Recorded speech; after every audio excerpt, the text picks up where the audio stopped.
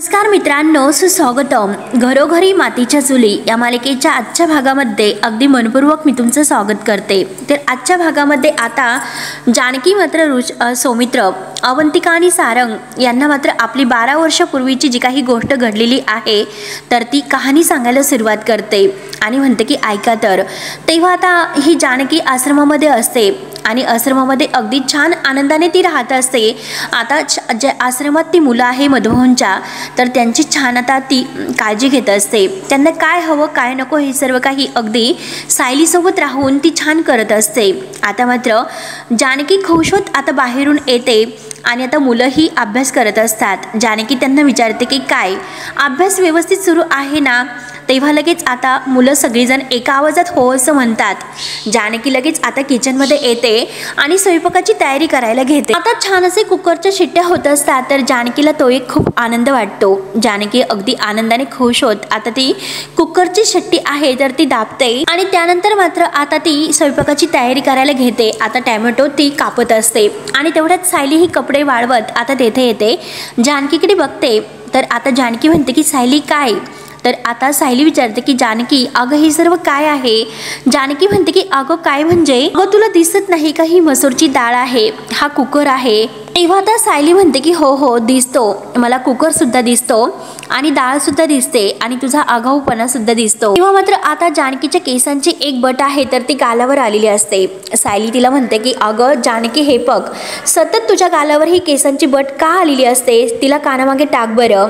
त्यावर आता जानकी म्हणते आणि परत म्हणते की आई ती माझी जी बट आहे तर ती त्यासाठी पुढे असते की जेणेकरून माझ्या मैत्रिणीचा ओरडा मला मिळावा म्हणून आता ती मस्त हसते. तर आता सायली म्हणते की हे बघ जास्त मस्का मारू नको, जा तू बाहेर जाऊन बस, मी सगळं काही व्यवस्थित पटापट करते. म्हणून सायली आपली ओढणी आहे तर ती जोरात बांधते आणि कामाच्या तयारीला लागते. तोच लगेच जानकी तिला थांबवते. जानकी म्हणते की तू तेथेच थांब, एकही पाऊल पुढे टाकायचं नाही कारण आजचा सगळा स्वयंपाक मी करणार आहे. तर हे बघ माझ्या मुलांना मात्र माझ्या हातचा आमटी भात आवडतो, मसूरच्या डाळीची आमटी, म्हणून मी आज माझ्या हाताने बनवणार आहे. तर आणि हे बघ भात तर झालेला आहे, फक्त डाळ होणं बाकीचं आहे. आज मात्र आमटी भात आहे ना तर तुम्ही स्वतः करणार आहे आणि माझ्या हाताने आता ह्या सगळ्या मुलांना मी प्रेमाने भरवणार आहे. तर कारण तेव्हा आता सायली खूप नाराज असते. सायली म्हणते की कारण आता तुझा हे आश्रमातील शेवटचा दिवस आहे म्हणून आज मात्र तू आम्हाला सगळ्यांना सोडून जाणार आहे आणि तुझ्या ह्या साऊला सुद्धा तू सोडून जाणार आहे. तर आता जानकीचा चेहरा सुद्धा पडतो. तेव्हा आता जानकी म्हणते की साऊ अगं.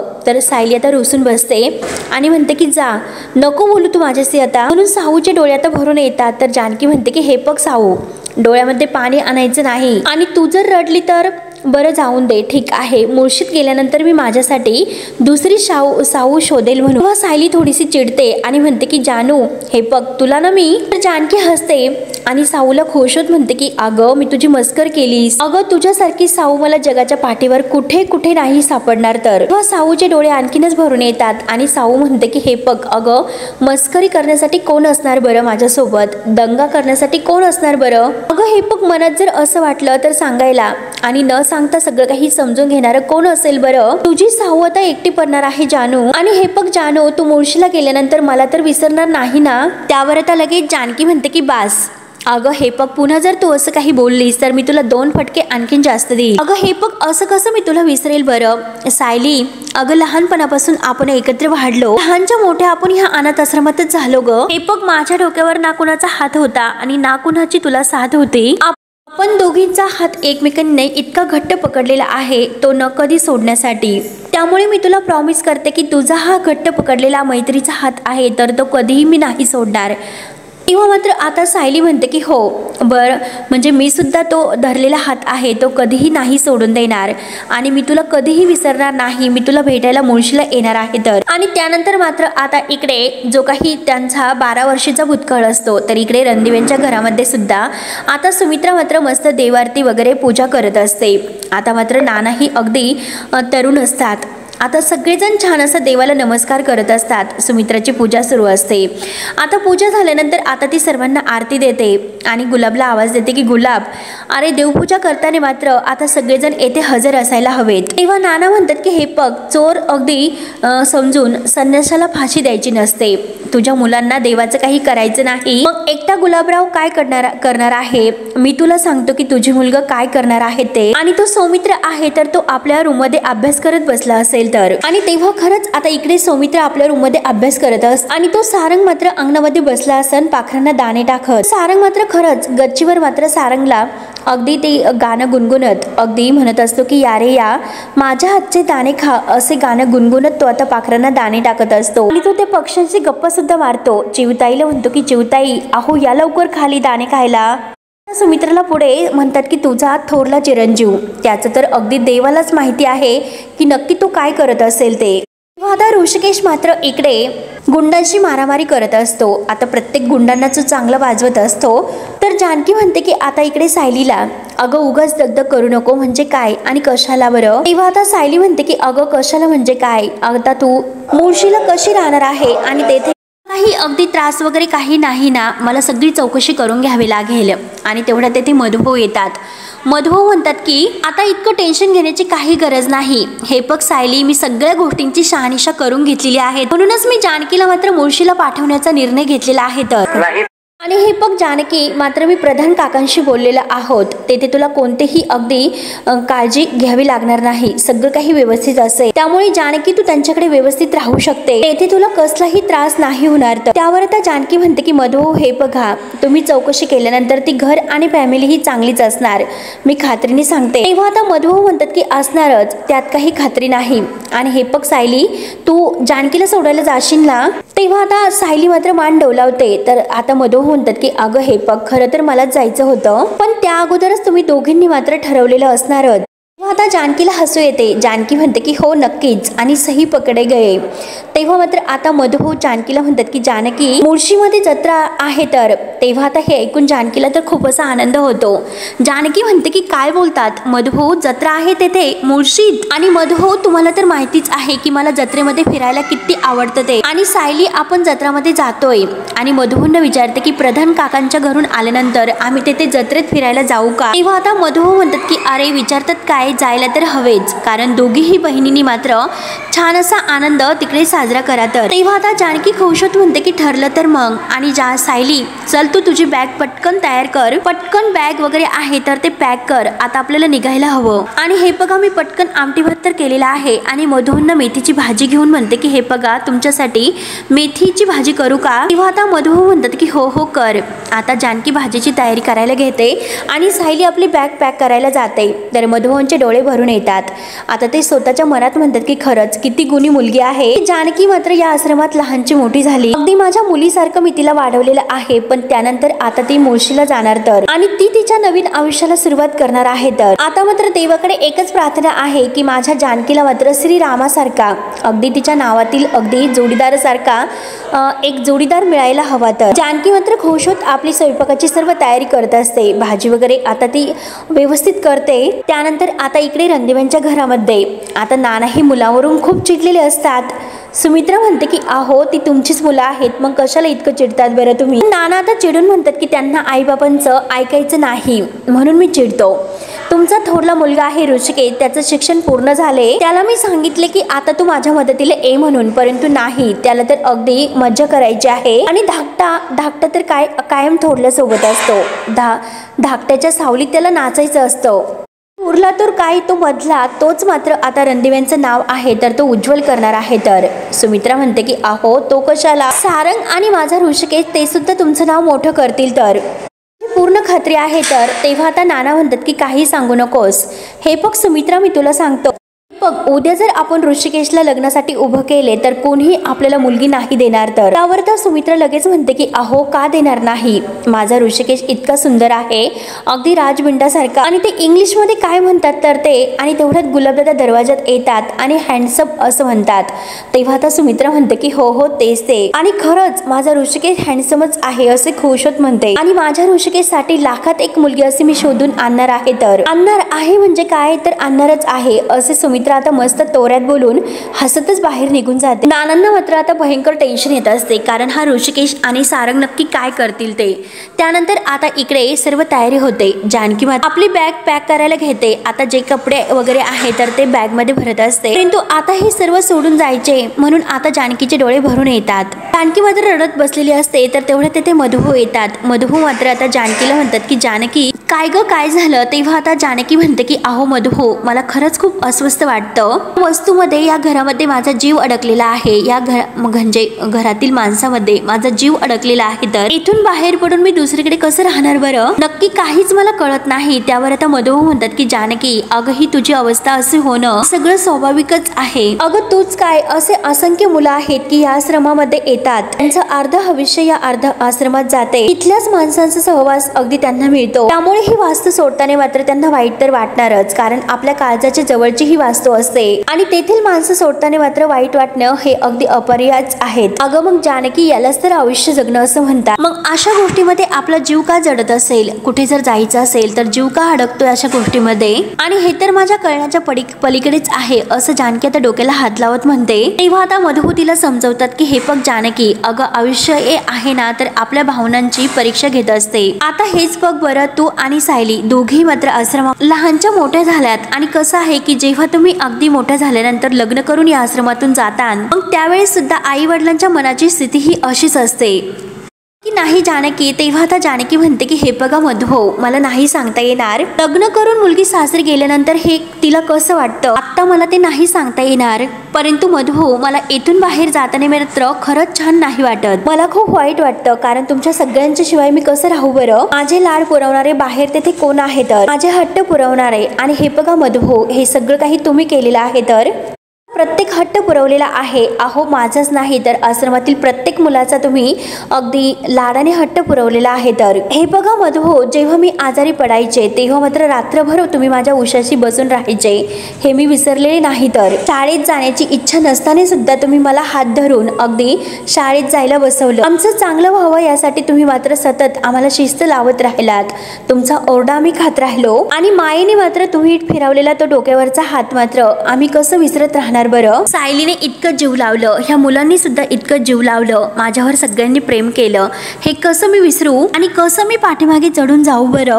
बघा मधुभाऊ, तुम्ही आई वडिलांसारखी माया दिलेली आहे, आणि हे माझंच कुटुंब आहे, आणि ते कुटुंब सोडून मी दुसरीकडे जाणार आहे, तर आणि मधुभाऊ उद्यापासून हे सगळं वेगळं असणार आहे, तर आणि हे सगळं काहीच नसणार आहे, म्हणजे माणसंच ही जी माझी प्रेमाची माणसं आहे तर ती माझ्या आजूबाजूला नसणार आहे, तर आणि हे जे फिलिंग आहे ना तर ते खूप मला डिस्टर्ब करत आहे, हे सगळं मला नाही आवडत, अजिबात नाही। तेव्हा आता मधुभाऊ म्हणतात की जानकी अगं माझ्या मनाची सुद्धा स्थिती तीच आहे, परंतु जानकी अगं एक गोष्ट मात्र लक्षात ठेवायची, आयुष्यामध्ये जर काही कमवायचं असेल तर काही गोष्टी ह्या गमवावे लागतातच, त्यासाठी हे बघ तुला आता हे सर्व विसरून कणखर व्हायला हवं। आणि हे बघ जानकी, तू जेव्हा नाराज व्हायची तेव्हा मी तुला एक गोष्ट सांगायचो, चिमणीची गोष्ट, आठवते ना तुला। तेव्हा आता जानकी म्हणते की हो आठवते, म्हणजे जी चिमणी आपल्या पिलांसाठी घर बांधायची। तेव्हा आता जानकी म्हणते की मधुभाऊ आज पुन्हा शेवटची ती एक गोष्ट सांगताल का प्लीज मधुभाऊ, पुन्हा ती गोष्ट सांगताल का। आता मधुभाऊ ती गोष्ट सांगायला सुरुवात करतात की एक चिमणी होती आणि रोज आपल्या पिल्लांसाठी ती घरट्या बाहेर पडायची, चोचीमध्ये दाणा घेऊन तो पिलांना ती भरवायची, असे आता जानकी सुद्धा म्हणते। तेव्हा मात्र आता मधुभाऊ पुढे म्हणतात की ती 3 पिलं होती तर ते नेहमी घरट्या बाहेर पडायची, पण ते एक पिलू होतं तर ते कधीही घरट्या बाहेर पडायचं नव्हतं। चिमणीच्या मनामध्ये आता एक विचार आला की आपण मात्र रोज तिला दाना भरवला तर मात्र पिलू घराच्या बाहेर म्हणजे त्या घरट्याच्या बाहेर नाही पडणार, त्याने स्वतःचं पोट भरण्यासाठी मात्र आता घरट्याच्या बाहेर पडायलाच हवे। आपण जर त्याला कायम असंच घरट्यामध्ये देत राहिलो तर ते घरट्या बाहेर पडणारच नाही, मग त्याने सुद्धा घरट्याच्या बाहेर जायला हवे। यासाठी चिमणीने मात्र त्या पिलाला मात्र घरट्याच्या बाहेर ढकलून दिलं, आणि तेवढ्यात मात्र एक चमत्कार झाला की त्या पिलाने मात्र पंखही फडफडले आणि आकाशात झेप घेतली मात्र। तेव्हा आता जानकी रडत असते, जानकी म्हणते की खरंच त्या गोष्टीचा खरा अर्थ आहे तर तो मला आज कळाला। त्यानंतर आता इकडे अवंतिका मात्र मस्त स्कूटीवर अगदी हँडसम अगदी छान असे मॉडर्न दाखवलेली असते, आणि सौमित्र मात्र आता पुस्तकामध्ये तिचा फोटो समोर ठेवून सारखं तिच्याच फोटोमध्ये बघत बसलेला असतो, आणि तेवढ्यात तेथे मात्र आता सुमित्रा येते।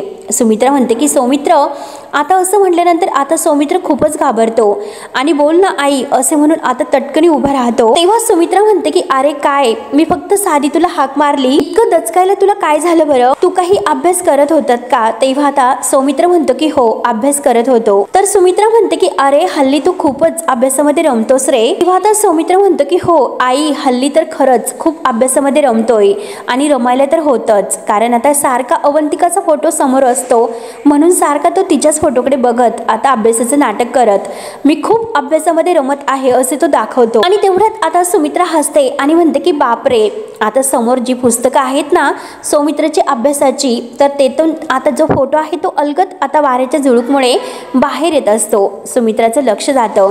सुमित्रा म्हणते की अरे ह्या पुस्तकांचा किती पसारा घालून ठेवलेला आहे सौमित्र तू। तेव्हा सौमित्र लगेच घाईने धाव घेतो आणि म्हणतो की आई थांब मी आवरतो, आणि पटकन तो फोटो पुन्हा पुस्तकामध्ये घालतो आणि आई अगं तू बोल, तू कशासाठी आली होतीस बरं? तेव्हा आता सुमित्रा म्हणते की अरे तुम्ही मुलं देवपूजेसाठी सुद्धा येत नाही, तर म्हणून मीच म्हटलं की देवाचा आशीर्वाद देण्यासाठी आपणच ताट घेऊन त्यांच्या जवळ जावं म्हणून, त्यामुळे हे ताट घे बरं तू। तर सौमित्रा आता आईच्या पाया पडतो। तर सुमित्रा खुश होत आशीर्वाद देते की सुखात राहा। आणि आता ही सुमित्रा पुन्हा त्याला म्हणते की अरे अधूनमधून जरा ही पुस्तकं बाजूला ठेवत जा आणि बाहेर जरा फेरफटका मारून येत जा, सारखं सारखं कशाला पुस्तकामध्ये तोंड खुपसून बसत असतो, नाही म्हणजे हे बघ अभ्यास कर आणि शिकून इतका मोठा हो की तुझ्या हात मात्र अगदी आभाळाला टेकले पाहिजे। आणि हे बघा नाना मात्र सतत तुम्हाला अगदी नावं ठेवत असतात, त्यामुळे अगदी ते जे काही तुम्हाला नाव ठेवतात ना तसं तुम्ही अजिबात करू नका, त्यांना कौतुक वाटेल असं काहीतरी तुम्ही त्यांना करून दाखवा बरं। त्यावर आता सौमित्र म्हणतो की आई तू काळजी करू नकोस आणि नानांच्या बोलण्याचं अजिबात अगदी वाईट वाटून घेऊ नकोस, आणि ते सगळं काही आमच्या काळजीपायीच बोलतात, म्हणून सौमित्र आता सुमित्राच्या मिठीत येतो आणि सुमित्राला खुश करतो। सुमित्रा खुश होत म्हणते की खरंच किती गुणी आहेस तू, अरे तू वडिलांना कसं समजून घेतो, परंतु नाना मात्र सारखं तुम्हाला टोचून बोलत असतात, मला अजिबात आवडत नाही, परंतु मला माहिती आहे की माझी मुलं आहेत ना ते खूप गुणी आहेत। तर अरे हे बघ आता तुझंच बघ, तू तर अभ्यासामध्ये स्वतःला गुंतवून घेतलेला आहेस आणि सारंगने मात्र शेती कामात, आणि माझा ऋषिकेश आहे ना तो समाजकार्य करतो। म्हणतो की आई हे झालं माझं ऋषिकेश दादाचं आणि सारंगचं, परंतु शरूचं काय बरं? तेव्हा आता सुमित्रा म्हणते की अरे तिला शिक्षणासाठी परदेशी पाठवलं हे मला अजिबात आवडलेले नाही, तर अधूनमधून तिचे फोन येतात त्यामुळे बरं वाटतं, अरे फोनवर तर किती बोलणार, मनाचं समाधान होतच नाही। आणि तेवढ्याच सुमित्राच्या मोबाईलवर फोन येतो। तर आता सुमित्रा म्हणते की अगोबाई म्हणजे शरूचा फोन असेल का? तर आता सुमित्र लगेच उठतो आणि हा फोन तर अवंतिकाचा असतो। तर आता सुमित्रा विचारते की कुणाचा फोन आहे? आता सुमित्राच्या समोर मात्र अवंतिकाचा फोन काही सौमित्राला घेता येत नाही, त्यामुळे मात्र म्हणून तो आता मुद्दाम खोटं बोलतो आणि म्हणतो की हा फोन आहे कॉलेजच्या मित्रांचा आणि कॉलेजमधून फोन आहे। तर सुमित्रा म्हणते की अरे कॉलेजमधून फोन, काही प्रॉब्लेम तर नाही ना? आणि तेवढ्यात आता फोन कट झाला असं म्हणतो। तर अवंतिका पुन्हा आता फोन करते। तेव्हा आता सुमित्रा पुन्हा म्हणते की अगं बाई सारखे सारखे फोन येतात, काही प्रॉब्लेम तर झालेला नाही ना? तेव्हा मात्र आता लगेच सौमित्र म्हणतो की नाही आई कॉलेजच्या मित्राचा फोन आहे, मला काही नोट्स द्यायच्या आहेत आणि देण्यासाठी उशीर झालेला आहे म्हणून आता फोन करत असेल। तर सुमित्रा म्हणते की अरे मग फोन उचल, अवंतिका सारखी फोनच करत असते। तेव्हा मात्र आता मुद्दाम तो फोन कट करतो आणि फोन उचललेला आहे असं दाखवतो आणि म्हणतो की बोल ना समीर, अरे मी काय म्हणतो। तेव्हा मात्र आता फोन तर बंद असतो, तरी सुद्धा हा फोनवर बोलत असतो। तर अवंतिका पुन्हा फोन करते, आता फोन वाजतो। तेव्हा आता लगेच पुन्हा फोन येतो। आता मात्र सुमित्रा पुन्हा वळून बघते आणि हसते।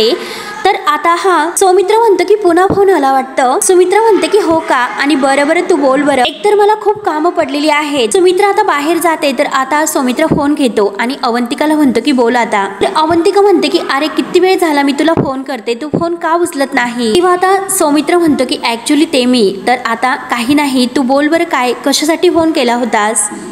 अवंतिका म्हणते की अरे काही नाही, मी तुझ्या बंगल्याच्या बाहेरून जात होते म्हणून मला असं वाटलं की येऊ का, मला यावंसे वाटले, मग येऊ का तुझ्या बंगल्यामध्ये आतमध्ये? तेव्हा आता सौमित्र म्हणतो की काय आत्ता? तर अवंतिका म्हणते की हो आत्ता जाणार, मग आत्ताच येतेस ना? सौमित्र खूप घाबरतो आणि आत्ता नकोय असं म्हणतो। तर आता अवंतिका विचारते की तुला काही प्रॉब्लेम आहे का? तेव्हा सौमित्र म्हणतो की प्रॉब्लेम काही नाही। तर अवंतिका म्हणते की अरे मग मी येते भेटायला, मीच बाहेर येतो। तर अवंतिका म्हणते की अरे प्रॉब्लेम नाही, तर मीच तुला भेटायला आतमध्ये येते। सौमित्र म्हणतो की नाही तू तेथेच थांब, लगेच आतमधून बाहेर येतो म्हणून सौमित्र फोन ठेवतो आणि लगेच घाईने बाहेर येतो। त्यानंतर आता जिकडे मधुबनने जी गोष्ट सांगितलेली आहे ती ऐकून जानकी आता खूप रडते आणि मधुबनच्या मांडीवर डोकं ठेवते आणि म्हणते की तुम्ही जी गोष्ट सांगितलं तर त्या घरट्यातील पिल्लू तर मीच आहे ना। तेव्हा आता मधुबन तिच्या डोक्यावर हात ठेवत म्हणतात की हो बेटा, आणि ती चिमणी तर मी आहे। आपलं आकाश आपणच शोधायला हवं आणि ते जर आकाश शोधायचं असेल घरट्याच्या बाहेर पडायलाच हवं आणि हे बघ तुझं आकाश तुला बोलावतंय, अगदी सावध झेप घ्यायची आहे आणि अगदी पंखाने भरारी मारायची आहे, त्यामुळे तू झेप घे आणि यशस्वी हो। तेव्हा आता जानकी खूप खुश होते आणि मधुबनच्या हातामध्ये हात देत आता ती अगदी तयार आहे असं म्हणते। दोघे आता एकमेकांच्या हातामध्ये हात देत आता एकमेकांकडे बघून हसतात। आता मधुबनने एका लेकीप्रमाणे आता आपल्या जानकीवर प्रेम केलेलं असतं आणि जानकीने सुद्धा। तर मित्रांनो, हा भाग येथे संपतो। पुढील भागामध्ये आता यात्रेमध्ये मात्र आता हे मुळशीची यात्रा असते आणि आता ऋषिकेश मात्र आपल्या गाडीवर अगदी बसून असतो आणि तेवढा सारंग हातामध्ये बंदूक घेऊन आता ऋषिकेशकडे येतो आणि ऋषिकेशला म्हणतो की अरे ती मुलगी केव्हाची फुगे फोडते आणि माझी वेळ केव्हा येणार आहे, मी कधी फुगे फोडू, मला कधी संधी मिळणार। तेव्हा आता ऋषिकेश म्हणतो की अरे संधी मिळवायची नसते, संधी बनवायची असते। म्हणून ऋषिकेश लगेच आता गाडीवरून उठतो आणि सारंगच्या हातातील बंदूक घेऊन तो आता जानकीच्या मागून आता येऊन तो फुगे फोडतो। जानकी आणि सायली जेव्हा मागे वळून बघतात तर तेव्हा काय सगळे काही फुगे मात्र ऋषिकेशने फोडलेले असतात। तेव्हा आता जानकी त्याच्यावर धावून येते, त्याची बंदूक धरते आणि म्हणते की काय माझे फुगे फोडले। तेव्हा आता ऋषिकेश म्हणतो की काय आहे मुली, अगं तुझ्याच्याने एकही फुगा फुटत नव्हता म्हणून मी तुझी मदत केली। तेव्हा आता जानकी म्हणते की मला फुगा फोडता येत नाही हे सांगणारा तू कोण आहेस। तेव्हा आता लगेच जो काही तो दुकानदार आहे तो जानकीला बक्षीस देतो। तर आता जानकी ते ऋषिकेशच्या अंगावर फेकते, ऋषिकेश पुन्हा तिच्या अंगावर फेकतो आणि हे तुझं बक्षीस आहे, तूच घेऊन जा असे म्हणतो। तर जानकीला खूप राग येतो, जानकी म्हणते की नीट बोल। तेव्हा आता सायली जानकीला शांत राहायला सांगते। तेव्हा मात्र आता ऋषिकेश म्हणतो की ज्याला जी भाषा कळते तर त्याच भाषेत हा ऋषिकेश उत्तर देतो। तेव्हा आता लगेच जानकी ते बक्षीस अगदी त्या ऋषिकेशच्या अंगावर फेकते आणि म्हणते की घे तुझं बक्षीस। तेव्हा मात्र आता हे जे काही बक्षीस आहे तर ते ह्या मकरंद आहे ना मास्कमॅन, तर त्याच्या हातामध्ये येऊन पडते। त्याच्या हातावर जी काही अगदी दिलच्या पानाची खून असते आणि तोंडाला मास्क वगैरे असतो, तो आता ते झेलतो आणि म्हणतो की कशी जरी असली तरी ती फक्त आणि फक्त माझी असेल, म्हणून तो आपल्या चेहऱ्यावरचा मास्क बाजूला काढतो। तेव्हा आता मित्रांनो पुढे काय होईल हे बघण्यासाठी मात्र आपल्या चॅनलला नक्की सबस्क्राईब करत राहा। धन्यवाद।